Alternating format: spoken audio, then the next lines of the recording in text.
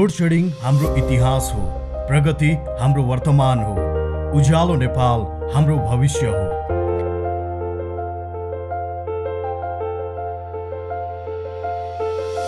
सार्वजनिक संस्थान राज्यका बोझ होइनन्, समृद्धिका सारथी हुन्। यो तथ्यलाई साबित गर्न नेपाल विद्युत प्राधिकरणले अनुशासित र योजनाबद्ध रूपमा काम गरिरहेको छ। नेपाल सरकारको योजना र मार्गदर्शन तथा प्राधिकरणका लगनशील कर्मचारीको अथक मेहनतले हामी हरेक वर्ष, महिना र हरेक दिन उज्यालो नेपालको यात्रामा अघि बढिरहेका छौँ।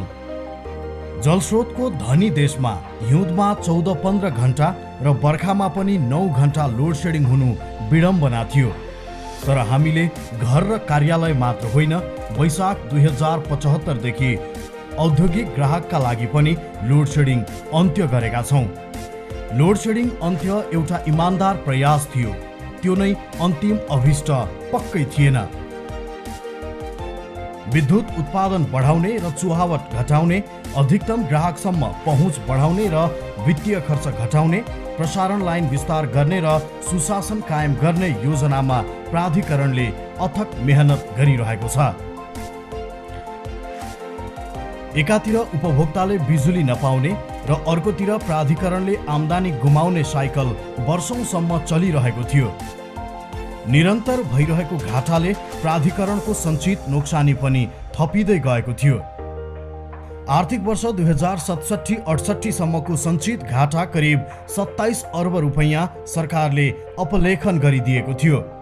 तर 5 वर्ष भित्रै अर्थात् आर्थिक वर्ष 2072-73 सम्म आइपुग्दा सञ्चित घाटा फेरि 34 अर्ब 61 करोड रुपैयाँ पुग्यो। आर्थिक वर्ष 2072-73 मा मात्र प्राधिकरणले 8 अर्ब 89 करोड रुपैयाँ खुद घाटा बेहोरेको थियो। तर त्यो नै एउटा घुम्ती हो, जहाँबाट नेपाल विद्युत प्राधिकरणले पछि नफर्कने अठोट लिएको छ।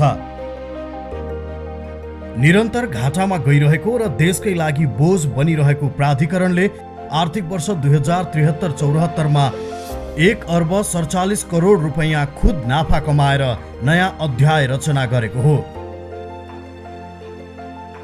त्यस्तै आर्थिक वर्ष 2074-75 मा 2 अर्ब 85 करोड, आर्थिक वर्ष 2075-76 मा करिब 9 अर्ब 81 करोड मुनाफा कमाएको प्राधिकरणले आर्थिक वर्ष 2076-77 मा करिब 11 अर्ब रुपैयाँ खुद मुनाफा कमाउन सफल भएको छ।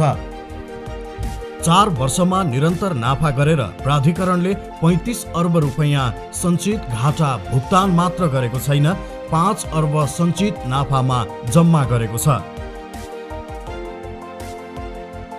हो, प्राधिकरणले घाटाको विरासत अन्त्य गरेर नाफाको युग सुरु गरेको छ। आफ्नै नियतिसँग सङ्घर्ष गरिरहेको नेपाल विद्युत प्राधिकरण गत वर्ष सबैभन्दा बढी नाफा कमाउने देशकै नम्बर 1 संस्था बनेर गौरवपूर्ण इतिहास बनाउन पनि सफल भएको छ। आगामी दिनमा प्रविधिको उच्चतम प्रयोगबाट खर्च कटौती एवं आम्दानी वृद्धि गरी हरेक वर्ष 10 अर्ब रुपैयाँ भन्दा बढी नाफा कमाउने संस्थाको रूपमा स्थापित हुनेछ।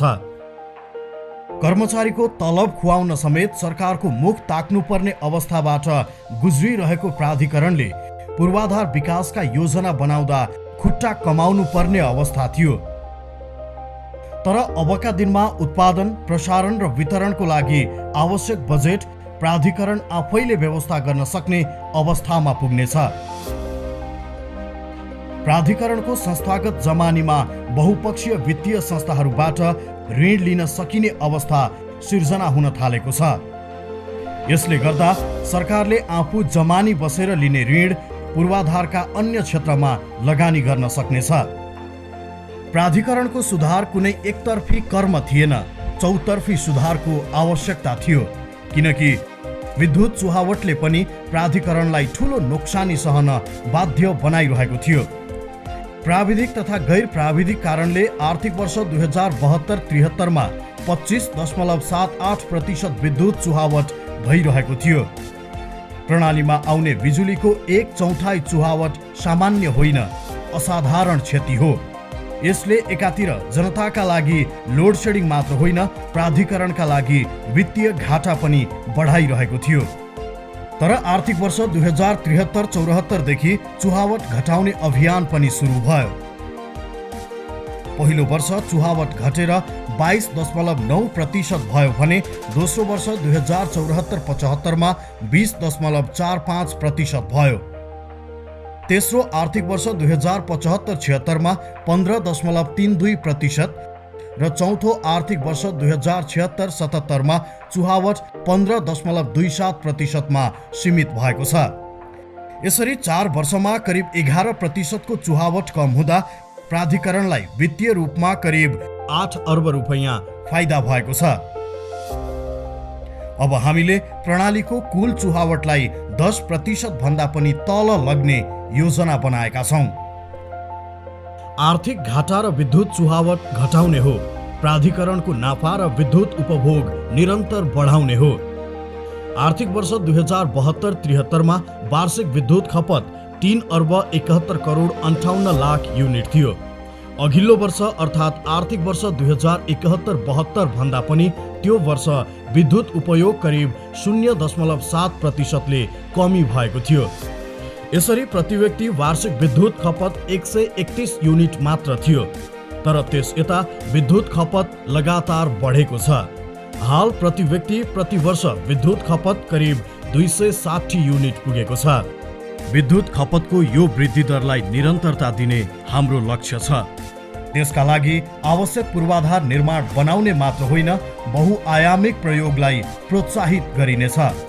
आगामी 4 वर्षभित्र प्रति व्यक्ति प्रति वर्ष विद्युत खपत करिब 700 युनिट पुर्याउने सरकारको घोषणा पूरा गर्ने अठोट प्राधिकरणले लिएको छ। यसका लागि विद्युतको अधिकतम प्रयोग गरौँ, इन्धनमा परनिर्भरता कम गरौँ, विद्युतको खपत बढाउँ, इन्धन परनिर्भरता घटाउँ भन्ने सन्देश सहित आन्तरिक रूपमा विद्युत खपत वृद्धि अभियान चलाउने रणनीति लिएको छ। मुख्य रूपले विद्युतीय गाडी, विद्युतीय चुल्हो, सिँचाइ, कृषिजन्य वस्तुको शीत भण्डारण, रासायनिक मल फ्याक्ट्री, डाटा सेन्टर, औद्योगिक क्षेत्रको विद्युतीकरणलाई प्राधिकरणले प्राथमिकतामा राख्नेछ। विद्युत प्राधिकरणको सेवा पहुँच पनि निरन्तर विस्तार भइरहेको छ। 2072-73 मा ग्राहक संख्या 29,69,575 थियो। तर 4 वर्षमा यो संख्या करिब 42% वृद्धि भएको छ। आर्थिक वर्ष 2076-77 मा कुल ग्राहक संख्या 42 लाख पुगेको छ। ग्रिडको विद्युतको पहुँच पुगेको जनताको संख्या 4 वर्ष अघि करिब 63% थियो भने अहिले करिब 86% पुगेको छ। यसरी विद्युतको पहुँचमा 4 वर्षभित्र करिब 23% ले वृद्धि भएको छ। यो हाम्रो अन्तिम सफलता होइन। आगामी 2.5 वर्षभित्र नेपालको 60 लाख परिवार अर्थात् हरेक घरमा विद्युतको पहुँच पुर्याउने योजनाका साथ काम भइरहेको छ। आर्थिक वर्ष 2072-73 सम्ममा 66 केबी र सो माथिका प्रसारण लाइन लम्बाइ 2911 सर्किट किलोमिटर रहेको थियो। आर्थिक वर्ष 2076-77 सम्ममा 66 केबी र सोभन्दा माथिका प्रसारण लाइन लम्बाइ करिब 4275 सर्किट किलोमिटर पुगेको छ। यो करिब 47% ले बढी हो। 4 वर्ष अघिसम्म ग्रिड सबस्टेसनहरूका क्षमता करिब 2223 MVA थियो। अहिले यो क्षमता 4161 MVA रहेको छ। यो 4 वर्ष अगाडिको भन्दा करिब 87% ले बढी हो। आगामी 4 वर्षमा ग्रिड सबस्टेसनहरूको क्षमता 15000 MVA भन्दा बढी पुर्याउने लक्ष्यका साथ काम भइरहेको छ। 4 वर्ष अघि करिब 26,000 वितरण ट्रान्सफर्मर प्रणालीमा जडान भएका थिए, जसको कुल क्षमता करिब 2600 MVA थियो। अहिले वितरण ट्रान्सफर्मरहरू करिब 35,500 पुगेका छन् भने जडित क्षमता करिब 3500 MVA छ। यो 4 वर्ष अघिको भन्दा करिब 36% ले बढी हो। आगामी 4 वर्षमा कम्तीमा पनि 10,000 MVA क्षमता बराबरको वितरण ट्रान्सफर्मरहरू जडान गर्ने प्राधिकरणको लक्ष्य छ।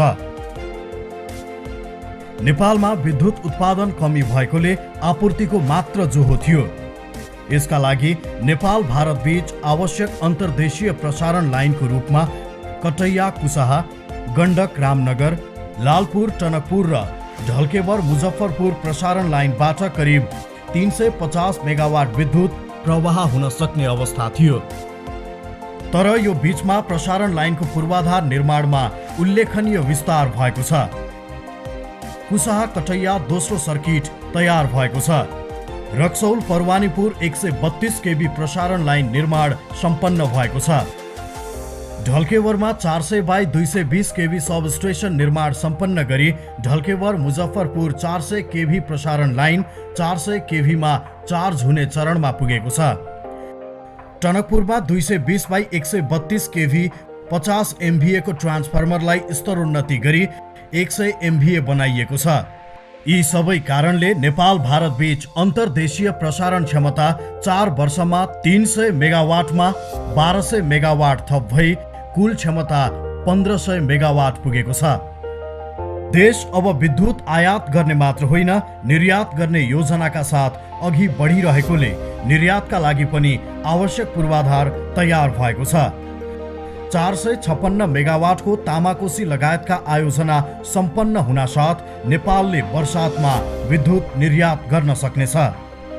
त्यस्तै बुटवल गोरखपुर 400 केभी अन्तर्देशीय प्रसारण लाइन कार्यान्वयनको चरणमा आएको छ भने रूपन्देहीको मैनहियादेखि उत्तर प्रदेशको सम्पतिया जोड्ने 132 केभी प्रसारण लाइनको निर्माण पनि सुरु भएको छ।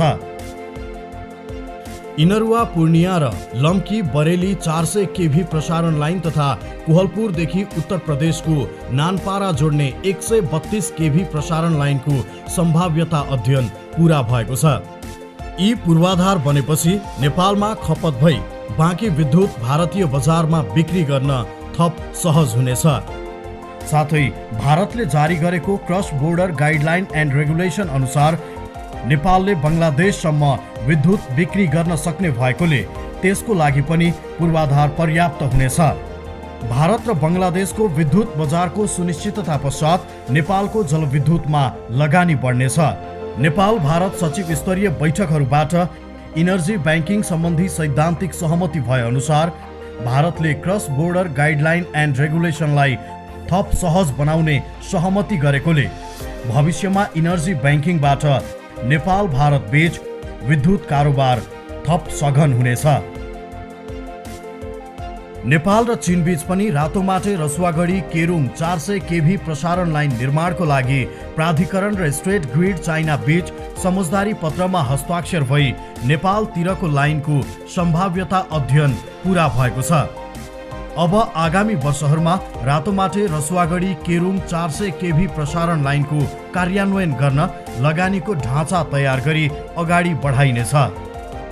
देश जति बेला 14 घण्टासम्मको लोड सेडिङमा थियो, मुलुकभित्रको कुल विद्युत खपतको करिब 35% विद्युत भारतबाट आयात गर्नुपर्ने अवस्था थियो। तर विद्युत खपत करिब 80%ले बढेको अवस्थामा समेत आयातको प्रतिशत करिब 35देखि 37% के हाराहारीमा थियो। तर गत आर्थिक वर्षसम्म आइपुग्दा कुल उपलब्ध विद्युतको 22% मात्रै आयात भएको छ। अझ आर्थिक वर्ष 2077-78 मा कुल उपलब्ध ऊर्जाको 5देखि 10% मात्र आयातको अंश रहनेछ। बरु त्यत्तिकै हाराहारीमा वर्षाको विद्युत निर्यात पनि गरिनेछ। अझ आर्थिक वर्ष 2078-79 बाट त नेपाल विद्युतमा पूर्णतः आत्मनिर्भर मात्र हुने छैन, नेट निर्यातको क्रम सुरु हुनेछ। आर्थिक वर्ष 2076-77 मा 10 करोड 70 लाख युनिट विद्युत निर्यात गर्न प्राधिकरण सफल भएको छ, जुन सोही वर्षको आयातको 6% हो। आर्थिक वर्ष 2072-73 सम्म नेपालमा कुल 801.7 मेगावाट जलविद्युत उत्पादन भइरहेको थियो। तर 4 वर्षमा जलविद्युत उत्पादन 57% ले वृद्धि भई कुल 1258.7 मेगावाट पुगेको छ। यो रफ्तार आगामी वर्षहरूमा झन उच्च हुनेछ। आगामी 4 वर्षभित्र 5000 मेगावाट विद्युत उत्पादन हुनेछ। ऊर्जा भनेको जलविद्युत भन्ने परिभाषामा सीमित थियो, तर विभिन्न स्रोतबाट उत्पादित विद्युतको सम्मिश्रण गर्ने सरकारको नीति अनुरूप 25 मेगावाटको ग्रिड सोलर प्राधिकरण आफैले जडान गरी निर्माण सम्पन्न हुने चरणमा छ। निजी उत्पादकहरूसँग करिब 62.14 मेगावाटका 14वटा ग्रिड सोलर आयोजनाहरूको विद्युत खरिद बिक्री सम्झौता भएको छ। करिब 9 मेगावाटका ग्रिड सोलर आयोजनाहरूको लागि एसियाली विकास बैंकबाट भायबिलिटी ग्याप फन्डिङ हुने गरी PPA भएको छ। भूकम्प लगायतका कारणले कुलेखानी तेस्रो 14 megawatt, Chameliya 30 megawatt, upper Trishuli 3A 60 megawatt, upper Tamakoshi 456 megawatt, मध्य भोटेकोसी 102 मेगावाट, रसुवागढी 111 मेगावाट, सान्जेन माथिल्लो र तल्लो गरी 57 मेगावाट गरी जम्मा 830 मेगावाटका आयोजनाहरू बन्द अवस्थामा थिए। हाल कुलेखानी तेस्रो, चमेलिया, माथिल्लो त्रिशुली 3A गरी जम्मा 104 मेगावाटका जलविद्युत आयोजनाहरू सम्पन्न भई सञ्चालनमा आएका छन्। माथिल्लो तामाकोसीको काम अन्तिम चरणमा पुगेको छ। लकडाउनको बीचमा पनि द्रुत गतिमा काम भइरहेको आयोजनाको पहिलो युनिट 76 मेगावाट मङ्सिरभित्र सञ्चालनमा ल्याउने गरी काम भइरहेको छ। यो बीचमा रसुवागढी, मध्य भोटेकोसी र सान्जेन जलविद्युत आयोजनाहरू चालु आर्थिक वर्षको अन्त्यसम्ममा सञ्चालनमा ल्याउने गरी काम भइरहेको छ। राहुघाट जलविद्युत आयोजना 40 मेगावाट पुनः बोलपत्र आह्वान गरी निर्माण चालु रहेको छ। तनहुँ जलाशय युक्त जलविद्युत आयोजना 140 megawatt, upper Trishuli 3B 37 megawatt ठेकेदारसँग सम्झौता गरी निर्माण चालु अवस्थामा रहेको छ। त्यस्तै तामाकोसी 5औं 79 मेगावाट र दुधकोशी जलाशय युक्त आयोजना 635 मेगावाटको विस्तृत डिजाइन सम्पन्न गरी वित्तीय व्यवस्थापन सम्पन्न गर्ने चरणमा रहेको छ। माथिल्लो अरुण 1060 मेगावाटको सम्भाव्यता अध्ययन पूरा हुने चरणमा रहेको छ। अप्पर मोदी ए र अप्पर मोदी गरी 60 मेगावाट र चैनपुर सेती जलविद्युत आयोजना 210 मेगावाटको विस्तृत सम्भाव्यता अध्ययन सम्पन्न भइसकेको छ। उत्तर गंगा जलाशय युक्त आयोजनाको विस्तृत डिजाइन कार्यको लागि परामर्शदाता छनौट कार्य भइरहेको छ। यी आयोजनाहरू मध्ये जलाशय युक्त आयोजना बाहेक सबै आयोजनाहरू सम्माननीय प्रधानमन्त्रीले शुभारम्भ गर्नुभएको नेपालको पानी जनताको लगानी हरेक घर विद्युतको शेयरधनी कार्यक्रम अन्तर्गत सञ्चालन हुनेछ। आगामी 4 वर्षभित्र दुधकोशी जलाशय युक्त आयोजनाको लागि करिब 2 खर्ब, माथिल्लो अरुणको लागि करिब 1.5 खर्ब, बुटवल लमही अत्तरिया दोदोधारा 400 केभी लाइनको लागि करिब 40 अर्ब, प्रदेश 5, 6 र 7 को पूर्ण विद्युतीकरणको लागि करिब 25 अर्ब र अन्य आयोजनाहरूको लागि करिब 50 अर्ब गरी करिब 5 खर्बको थप लगानी सुनिश्चित भई केही आयोजनाको निर्माण कार्य सम्पन्न हुनेछ भने केही आयोजनाहरूको निर्माण चालु हुनेछ। काठमाडौँ लगायतका सहरी क्षेत्रका वितरण लाइनहरू बढ्दो विद्युत माग व्यवस्थापन गर्न सक्ने अवस्थामा नरहेको र सहरी सौन्दर्यतामा समेत यस्ता वितरण लाइनहरूले नकारात्मक असर पारिरहेको छ। उपत्यकाको सहरी सौन्दर्य मात्र होइन, वितरण लाइनको क्षमता बढाउन तथा विश्वसनीयता र गुणस्तर कायम गर्न भूमिगत तार बिछाउने काम सुरु भएको छ। कम्युनिकेसन केबलको समेत व्यवस्थापन गर्न फाइबर अप्टिकल केबल बिछाउने काम पनि सँगसँगै भइरहेको छ। काठमाडौँ, ललितपुर र भक्तपुर सहरहरूमा तार भूमिगत गर्ने कार्य 4 वर्षभित्र सम्पन्न हुनेछ भने देशका अन्य प्रमुख सहरहरू जस्तै पोखरा, भरतपुरमा समेत तार भूमिगत गर्ने कार्य सुरु गरिनेछ।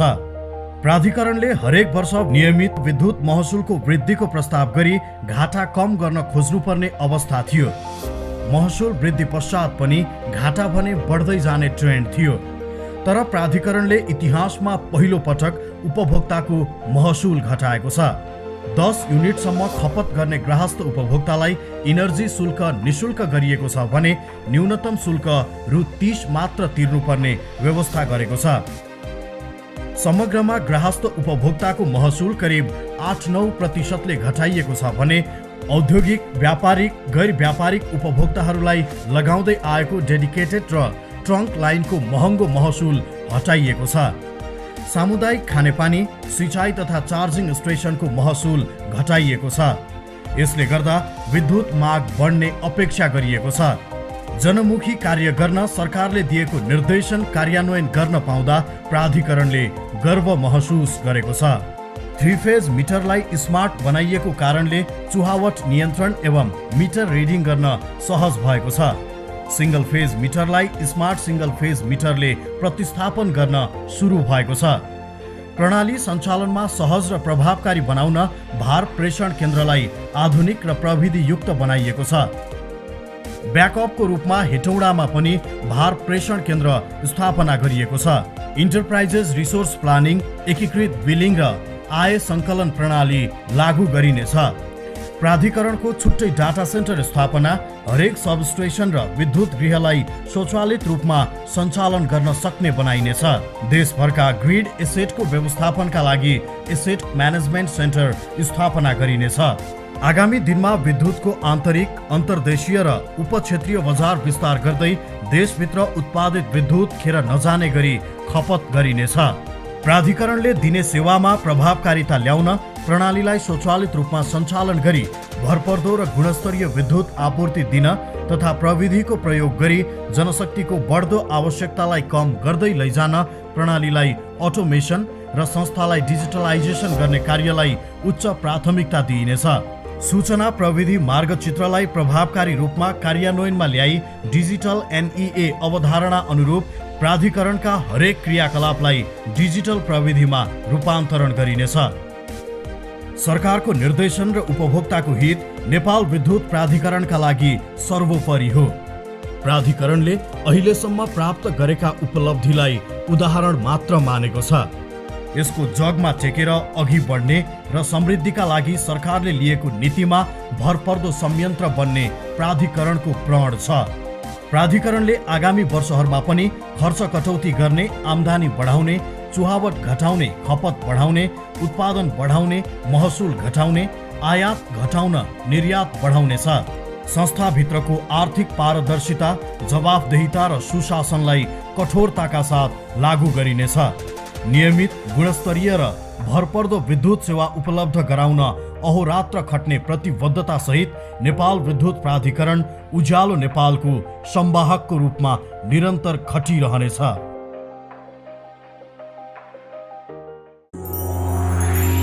नेपाल विद्युत प्राधिकरण, उज्यालो नेपालको संवाहक।